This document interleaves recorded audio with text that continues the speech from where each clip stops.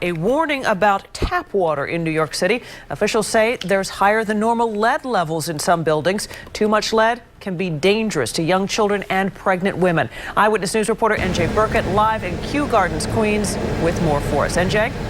Diana, if your house is more than 25 years old, chances are there's lead in the plumbing. The city's health commissioner says that's not a reason to panic, but it's reason enough to take some precautions.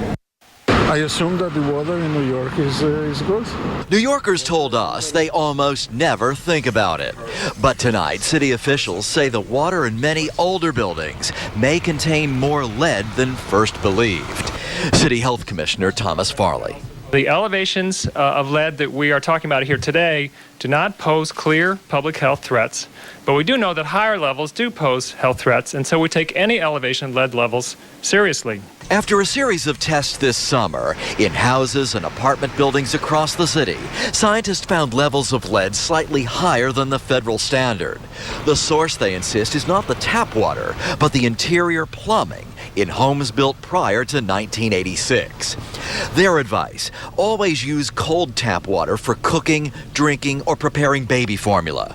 Avoid consuming hot tap water, and make sure you run the water for 30 seconds if the tap has been idle for more than a few hours. You absolutely should not panic. There is a simple, inexpensive way to deal with this, and that is to run your tap and run it until the water gets a little colder, because that is indicative that you're getting water directly from the main. Jody Backer lives in an older home with 2 young children. Certainly it's a concern. I have 2 small children. I'm a school teacher, and I see kids all day long, and they're affected by so many things in the environment, and asthma's up, and all these childhood things that are coming up that were never an issue when I was a kid.